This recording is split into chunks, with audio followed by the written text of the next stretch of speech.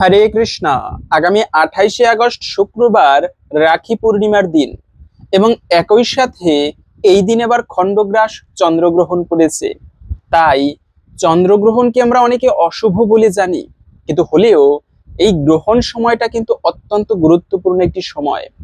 বিশেষ করে যদি কোনো দিনে পূর্ণিমা অথবা অমাবস্যা থাকে আর ওই দিনে গ্রহণের যোগ হয়, সেই সময়টা একটি বিরল যোগ। ওই সময় সাধনা করা বা বিশেষ কিছু কার্য করা অত্যন্ত মঙ্গলময়। তো আজকের এই পর্বে আমরা এই রাখি পূর্ণিমার বিশেষ মাহাত্ম্য কথা জানবো।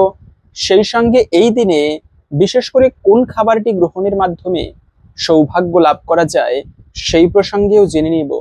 তাই আসুন, একটা বিশেষ গুরুত্বপূর্ণ প্রসঙ্গ আগামী কিছুক্ষণ সময় ধৈর্য ধরে আজকের এই গুরুত্বপূর্ণ তথ্যগুলো জেনে নেই। আশা করছি আজকের এই তথ্যগুলো আপনাকে অবশ্যই সমৃদ্ধ করবে। ভালো লেগে থাকলে একটি লাইক করে কমেন্টে আপনার ইষ্ট দেবতার নামটি অথবা জয় শ্রী বিষ্ণু ভগবানের জয় একবার হলেও লিখে যাবার অনুরোধ জানাচ্ছি। দেখেন, আমরা তো জানি যে কোনো পূর্ণিমা তিথি বড়ই শুভ একটি দিন। বিশেষ করে এই পূর্ণিমার দিনে মানুষের জীবন প্রবাহ ঊর্ধ্বমুখে থাকে। এজন্য পূর্ণিমার সময় যে কাজগুলো ভুলেও করা উচিত নয় তার মধ্যে একটি বিশেষ কার্য হচ্ছে যে ক্ষৌর কর্ম করতে নেই। চুল, দাড়ি, নখ এগুলো পূর্ণিমার সময় কাটা উচিত নয়, এতে কিন্তু গ্রহদোষ লাগে।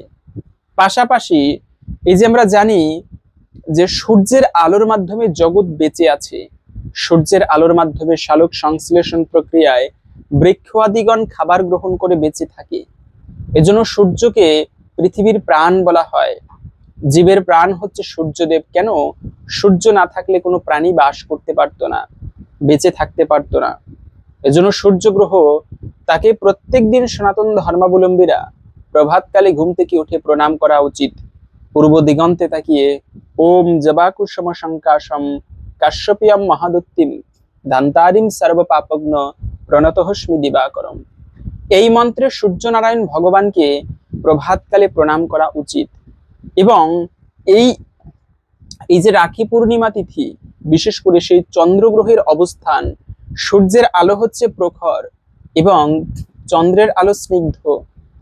বৃক্ষাদিগন্ত সূর্যের আলোর মাধ্যমে বেঁচে থাকে, কিন্তু সেই বৃক্ষে যে ফল এত রসালো হয়, ফুল পরিপুষ্ট সুন্দর সুগন্ধি প্রস্ফুটিত হয় এবং শস্যদানা এত পরিপুষ্ট হয়, এগুলো কিন্তু সূর্যের আলোয় নয়, এগুলো হচ্ছে চন্দ্রের আলোয় হয়ে থাকে। এজন্য চন্দ্রগ্রহ যতটা গুরুত্বপূর্ণ, ঠিক ততটাই সূর্য গ্রহের মতোই চন্দ্রগ্রহ গুরুত্বপূর্ণ। ঋতু পরিবর্তন হয়, জোয়ার ভাটা হয় চন্দ্রগ্রহের কারণে। তো বিশেষ করে সেই চন্দ্রগ্রহণ পড়েছে এই পূর্ণিমা তিথিতে। যদিও বা বাংলাদেশ ভারতে এই গ্রহণ অদৃশ্য থাকবে, তথাপিও সবার মানতে হবে না গ্রহণ। তবে যারা সেই গর্ভবতী মায়েরা রয়েছে তারা একটু খেয়াল রাখবেন এই গ্রহণের বিষয়ে। কেন? এটি পালন বিশেষ করে গর্ভবতী মায়েদের একটু গুরুত্ব দেওয়া উচিত। এখন অনেকে বলে এই গ্রহণ ট্রহণ আমরা মানি না। আপনি না মানতে পারেন, আপনার ব্যক্তিগত বিষয়, তবে শাস্ত্রের নিয়ম গ্রহণকে মানতে হবে অবশ্যই। এই জন্য আমরা মেনে থাকি। বিশেষ করে এই যে রাখি পূর্ণিমা, এই পূর্ণিমাকে আবার বলরাম পূর্ণিমা বলা হয়। কেন? বলরাম জয়ন্তী, এই দিনে ভগবান শ্রী বলরাম তিনি আবির্ভূত হয়েছেন।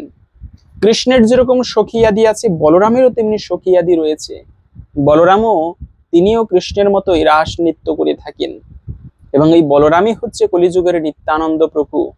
শাস্ত্রে বলা আছে, নিতাই পদ কমল কোটি চন্দ্র সুশীতল, যে ছায়ায় জগত জুড়ায়, হেরুনিতাই বিনে ভাই, রাধাকৃষ্ণ পাইতে নাই, দৃঢ় করি ধর নিতাইয়ের পায়। নিতাইয়ের পদকমল কোটি চন্দ্রের মতো শীতল। এবং সেই নিতাইয়ের চরণে আত্মসমর্পণ বা নিতাইয়ের চরণের আশ্রয় নিলে ভগবান শ্রী চৈতন্য মহাপ্রভু তাকে অবশ্যই কৃপা করে থাকে। তো বিশেষ করে এই রাখি পূর্ণিমার দিনে স্বয়ং সেই নিত্যানন্দ প্রভু যেমন জন্মাষ্টমী গুরুত্বপূর্ণ, তার থেকেও গুরুত্বপূর্ণ হচ্ছে এই বলরাম পূর্ণিমা। কেন বলরাম পূর্ণিমা? বলরাম হচ্ছে কৃষ্ণের দাদা, আর সেই বলরামের কৃপা লাভ করা উচিত। এবং এজন্য এই দিনটিতে ভক্তরা বিশেষ করে অন্ততপক্ষে অর্ধবেলা দুপুর 12টা পর্যন্ত ব্রত করবে। এভাবে করে সেই দুপুর 12টা পর্যন্ত উপবাস আদি থেকে ভক্তি ভরে সেই বলরামের পুজো করবে, অভিষেক করবে, এরপরে কৃষ্ণ প্রসাদ আদি গ্রহণ করবে। তা আপনি গ্রহণ করতে পারেন এই দিনে। তেমন কিছু না করতে পারেন, এবং আমিষ খাবারকে অবশ্যই প্রত্যেকের বর্জন করা উচিত। আমিষ খাবার আদি বর্জন করবেন এভাবে করে। পাশাপাশি এই দিনে বিশেষ করে একটু, যেহেতু পূর্ণিমা তিথি, আর পূর্ণিমায় লক্ষ্মী নারায়ণের পুজো করা অত্যন্ত শুভ। যে বাড়িতে, আমরা তো জানি সাধারণত বৃহস্পতিবারে সেই লক্ষ্মী পুজো করা হয়, নারায়ণের পুজো করা হয়, কিন্তু শুধু বৃহস্পতিবার নয়, এই বারের থেকে তিথির গুরুত্ব আরো বেশি। এবং যেহেতু পূর্ণিমা তিথি, পূর্ণিমায় লক্ষ্মী নারায়ণের পুজো করা অত্যন্ত শুভ এবং বিশেষ মঙ্গলময়। আপনারা এই পূর্ণিমার দিনে সেই লক্ষ্মী নারায়ণের পুজোটা একটু খুব বিশেষভাবে ভক্তি ভরে করতে পারেন। এটি বিশেষ মঙ্গলময় এবং অত্যন্ত শুভ বলা হয়েছে পূর্ণিমার দিনে সেই লক্ষ্মীনারায়ণ পুজো। পাশাপাশি এই দিনে আপনারা সেই রাখি পূর্ণিমার দিনে রাখি পরাতে পারেন। শাস্ত্রে এই প্রসঙ্গে বলা হয়েছে, সেই প্রসিদ্ধ কাহিনী, সর্বপ্রথম কে রাখি পরিয়ে দিয়েছিল। যেহেতু রাখি পূর্ণিমা তিথি, এই দিনটি শুধু রাখি পূর্ণিমা নয়, ভাই বোনের পবিত্র বন্ধনের উৎসব। এই দিনে বোন তার ভাইয়ের হাতে রাখি পরিয়ে দেয়, এবং শুধু বোন নয়, যে কেউ রাখি পরাতে পারেন একে অপরকে। এটি রক্ষা বন্ধন বলা হয়েছে। এর ফলে আগেকার দিনের রাজারা এই রাখি পরতেন হাতে। এর ফলে শাস্ত্রে পাওয়া যায় তাকে কেউ পরাজিত করতে পারে না। স্বয়ং সেই শচী দেবী, ইন্দ্রের স্ত্রী শচী দেবী, তিনি পর্যন্ত ইন্দ্রের হাতে এই রাখি পরিয়ে দিয়েছিল। এজন্য এই দিনে সেই রাখি পরানো অত্যন্ত শুভ। স্বয়ং সেই বলি মহারাজ তার গুরুদেব শুক্রাচার্যকে প্রশ্ন করেছিল যে কেন আমরা ইন্দ্রকে পরাজিত করতে পারছি না। তখন শুক্রাচার্য বলেছিল যে সেই ইন্দ্রের হাতে তার স্ত্রী সচিমাতা রাখি পরিয়ে দিয়েছে, তোমরা 1 বছরের মধ্যে ইন্দ্রকে পরাজিত করতে পারবে না, তার সঙ্গে সন্ধি করো, বন্ধুত্ব করো। যেন রাখি পরানো অত্যন্ত শুভ, এটি একটি রক্ষাবন্ধন। পাশাপাশি শুধু রক্ষাবন্ধন নয়, এই দিনটি ভাই বোনের একটি পবিত্রতম উৎসব, পবিত্রতম সম্বন্ধই ভাই বোনের সম্বন্ধ। আমি একবার একটা জায়গায় লেখনীতে পেয়েছিলাম যে যদি কোনো ভাই তার বোনের বাড়িতে বেড়াতে যায়, তবে ওই বোন এত খুশি হয়, তা যদি কোনো ভাই উপলব্ধি করতো সেইভাবে, তবে সে সপ্তাহে প্রতিদিন একবার করে বোনের বাড়িতে বেড়াতে যেত, অত্যন্ত খুশি হয়। পাশাপাশি তো সেজন্য এই দিনে আপনারা ভাই বোনের দূরত্বকে কমিয়ে একসঙ্গে হয়ে আপনারা একটু বিশেষ করে ঠাকুর পুজো আনন্দ উৎসবে বিশেষভাবে কাটাতে পারেন, কারণ এটি বিশেষ মঙ্গলময়। পাশাপাশি হচ্ছে রাখি শুধুমাত্র সচিমাতা পরায়নি, একবার পাওয়া যায় কৃষ্ণকে দ্রৌপদীও রাখি পরিয়ে দিয়েছিল হাতে। এবং কিভাবে রাখি করতে হয়, যুধিষ্ঠির মহারাজ তিনি প্রশ্ন করেছিল কৃষ্ণকে রাখি পরানো বিষয়ে। তখন ভগবান শ্রীকৃষ্ণ তিনি বলে দিয়েছিল রাখি বাঁধার নিয়ম কি, কোন মন্ত্রে বাঁধতে হয়, এবং কিভাবে কিভাবে রাখি তৈরি করতে হয়। শাস্ত্রে সেই প্রসঙ্গেও বর্ণনা করা হয়েছে। আপনারা সেই নিয়ম অনুসারে রাখি পরতে পারেন বা পরাতে পারেন। এবং বিশেষ করে এই রাখি কিসের হওয়া উচিত, লাল সুতো অথবা রেশমের সাদা সুতোয়, সেখানে দূর্বা, আতপ চাল, এভাবে করে শুভ শুভ বিষয় রেখে তারপরে ঠাকুর পুজো দিয়ে সেই রাখি প্রথমে ভগবানের চরণে নিবেদন করে, সেই চরণের প্রসাদ হিসেবে হাতে, পুরুষেরা ডান হাতে, মায়েরা বাম হাতে রক্ষা কবচ হিসেবে রাখতে পারেন। এটি অত্যন্ত শুভ এবং বিশেষ মঙ্গলময়। পাশাপাশি এই দিনে শুধুমাত্র পূর্ণিমা তিথি এজন্য রাখি পূর্ণিমা বা রাখি পরানোর দিন নয়, এই দিনে পিতৃতর্পণ করা অত্যন্ত শুভ। পিতৃপুরুষের উদ্দেশ্যে তর্পণ করা, দেবতাদের উদ্দেশ্যে তর্পণ করা, ঋষিদের উদ্দেশ্যে তর্পণ করা, এটি অত্যন্ত শুভ বলা হয়েছে। রাখি পরার আগে এই পিতৃতর্পণ, দেবতর্পণ করে নেওয়া উচিত। এরপরে পিতৃপুরুষের আশীর্বাদ নিয়ে, দেবতাদের আশীর্বাদ নিয়ে সেই রাখি পরতে হয়। শুধুমাত্র যে বোনের হাত থেকে রাখি পরবে বিষয়টা এমন নয়, স্ত্রীও স্বামীকে রাখি পরাতে পারে, যেমনটা সেই ইন্দ্রকে পরিয়ে দিয়েছিল তার স্ত্রী শচী দেবী। আবার গুরুদেব তার শিষ্যকে রাখি পরাতে পারে, যেমন বলি মহারাজকে তার গুরুদেব রাখি পরিয়ে দিয়েছিল কিন্তু শুক্রাচার্য। আবার ইন্দ্রকে তার গুরুদেব বৃহস্পতি রাখি পরিয়ে দিয়েছিল, সেই সঙ্গে শচী মাতাও পরিয়েছিল রাখি। এই জন্য গুরুজন বা শ্রদ্ধেয় ব্যক্তি অথবা বিশেষ শ্রদ্ধেয় বৈষ্ণব ভক্তরা, তাদের হাত থেকেও আপনি এই রাখি পরতে পারেন। এভাবে করে রাখি বা রক্ষাবন্ধন হাতে ধারণ করতে পারেন। পাশাপাশি এই দিনটি যে কোনো শুভ কার্য করার জন্য অত্যন্ত মঙ্গলময়। গৃহারম্ভ, গৃহে প্রবেশ, অথবা এই দিনে বিদ্যারম্ভ, আপনি বেদ শাস্ত্র আদি অধ্যয়ন করবেন, তার জন্য যে প্রথমে শুভারম্ভের দিন, সেই দিন হিসেবে এই রাখি পূর্ণিমার দিনটিকে আপনি বেছে নিতে পারেন। এই দিনে বিদ্যারম্ভের কার্য অত্যন্ত শুভ এবং মঙ্গলময় বলা হয়েছে। সেই সঙ্গে উপনয়ন সংস্কার, এই যে আমাদের দশবিধ সংস্কারের মধ্যে একটি হচ্ছে উপনয়ন সংস্কার, সেই উপনয়ন সংস্কার উপনয়ন ধারণ করতে পারেন এই বিশেষ রাখি পূর্ণিমার দিনে।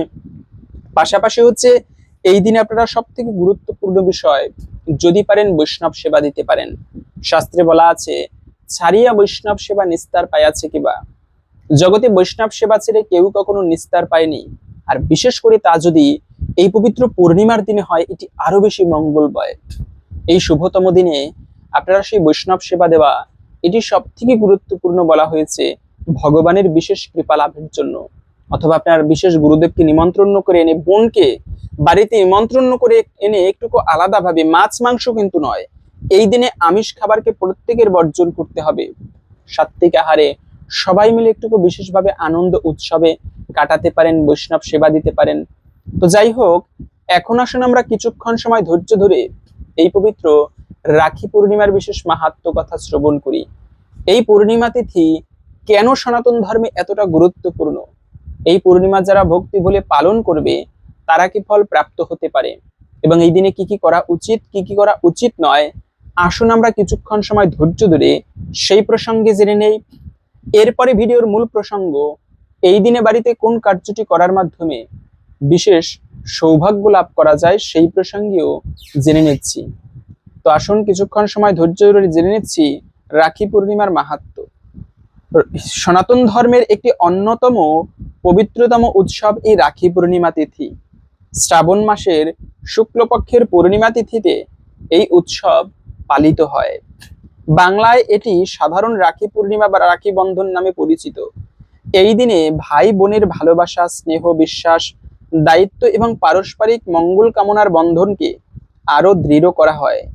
বোন ভাইয়ের হাতে রাখি বেঁধে তার দীর্ঘায়ু, সুস্বাস্থ্য এবং সুখ সমৃদ্ধি কামনা করে, এবং ভাইও বোনের সুরক্ষা ও কল্যাণের জন্য পাশে থাকার সংকল্প করে। তবে রাখি পূর্ণিমার মাহাত্ম্য শুধু ভাই বোনের সম্পর্কের মধ্যেই সীমাবদ্ধ নয়। ধর্মীয় দৃষ্টিতে এই তিথি অত্যন্ত পুণ্যময়। পূর্ণিমা তিথি নিজেই পবিত্র বলে বিবেচিত, এবং এই দিনে স্নান, দান, জপ, পূজা এবং ধর্মীয় কাজের জন্য বিশেষভাবে গুরুত্ব রয়েছে। অনেক ভক্ত এই দিনে ভগবান শ্রীকৃষ্ণ, বিষ্ণু, শিব এবং লক্ষ্মী দেবীর আরাধনা করেন। রাখি বন্ধনকে ঘিরে হিন্দু ধর্মীয় সাহিত্যে বিভিন্ন কাহিনী প্রচলিত রয়েছে। এর মধ্যে অন্যতম প্রসিদ্ধ কাহিনী হলো শ্রীকৃষ্ণ ও দ্রৌপদীর। কথিত আছে, একবার শ্রীকৃষ্ণের হাতে সামান্য আঘাত লাগে, তখন দ্রৌপদী নিজের বস্ত্রের একটি অংশ ছিঁড়ে কৃষ্ণের হাতে বেঁধে দেন। দ্রৌপদীর সেই স্নেহ এবং ভালোবাসায় শ্রীকৃষ্ণ অত্যন্ত সন্তুষ্ট হন এবং তাকে রক্ষা করার প্রতিশ্রুতি দেন। পরবর্তীকালে কুরুসভায় দ্রৌপদীর যখন বস্ত্রহরণ হচ্ছিল, তখন শ্রীকৃষ্ণ তার সম্মান রক্ষায় সহায়তা করেন। এই কাহিনীর মাধ্যমে আমাদের বোঝানো হয়েছে, রাখি কেবল একটি সুতো নয়, এটি ভালোবাসা, বিশ্বাস এবং রক্ষার প্রতীক। আন্তরিকতা দিয়ে বাঁধা একটি ছোট্ট বন্ধনও মানুষের জীবনে গভীর অর্থ বহন করতে পারে। আরেকটি পৌরাণিক কাহিনীতে দেবরাজ ইন্দ্র এবং ইন্দ্রাণীর কথা পাওয়া যায়। দেবতা এবং অসুরদের মধ্যে যুদ্ধে ইন্দ্র বিপদের মুখে পড়েছিলেন। তখন ইন্দ্রাণী পবিত্র মন্ত্রে অভিমন্ত্রিত একটি রক্ষাসূত্র ইন্দ্রের হাতে বেঁধে তার বিজয় এবং মঙ্গলের জন্য প্রার্থনা করেন।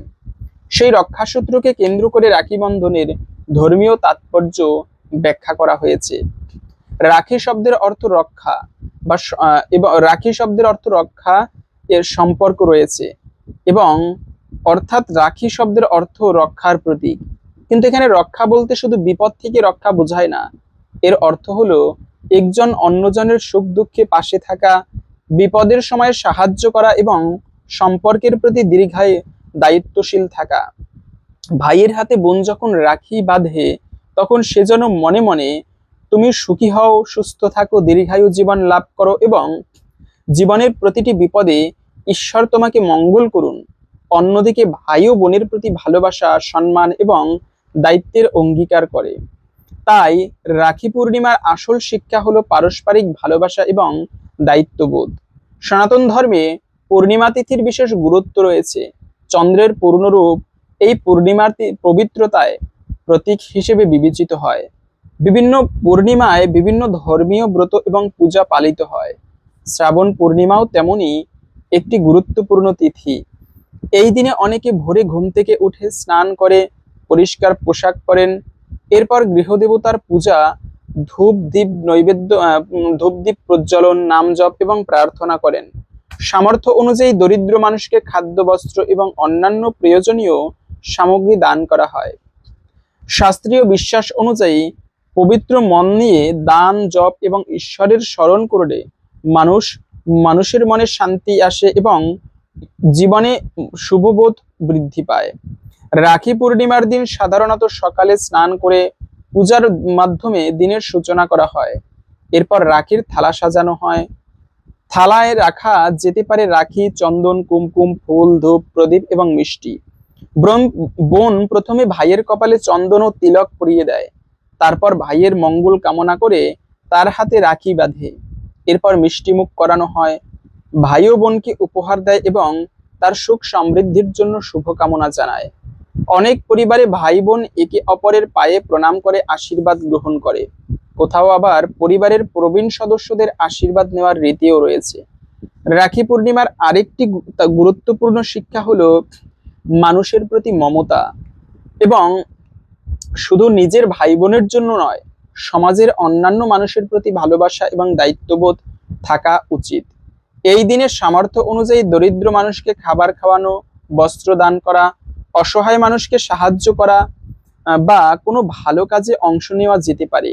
কারণ ধর্মীয় আচার তখনই অর্থবহ হয়ে ওঠে যখন তার সঙ্গে মানবিকতা যুক্ত হয়। শুধু বড় আয়োজন করাই ধর্মের উদ্দেশ্য নয়, সামান্য কিছু দিয়েও যদি কারো মুখে হাসি ফোটানো যায় সেটিও পুণ্যকর্ম হিসেবে বিবেচিত হতে পারে। বর্তমান সময়ে মানুষের নানা কারণে একে অপরের থেকে দূরে চলে যাচ্ছে।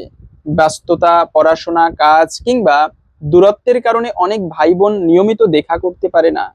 তাই রাখি পূর্ণিমা পরিবারের সদস্যদের আবার একত্রিত হওয়ার একটি সুন্দর সুযোগ তৈরি করে। এই দিনে পুরানো অভিমান ভুলে ভাই বোন একে অপরের সঙ্গে ভালোভাবে কথা বলতে পারে। সম্পর্কের মধ্যে যদি কোনো ভুল বোঝাবুঝি থাকে তা ভালোবাসার মাধ্যমে দূর করার চেষ্টা করা যায়।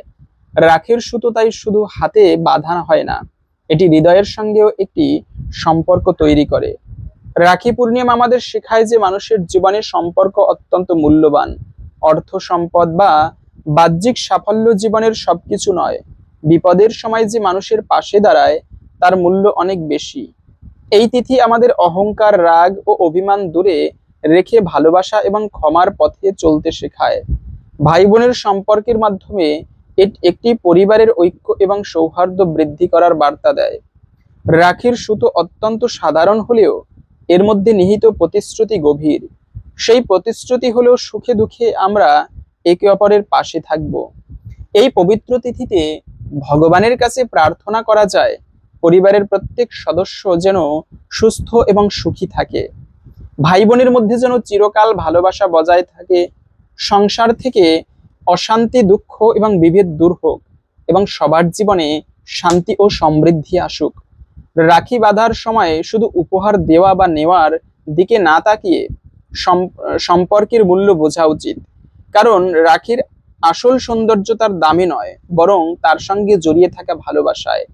রাখি পূর্ণিমা তাই শুধু একটি উৎসব নয়, এটি ভালোবাসা, স্নেহ, বিশ্বাস, দায়িত্ব, পারিবারিক বন্ধন এবং ঐক্যের প্রতীক।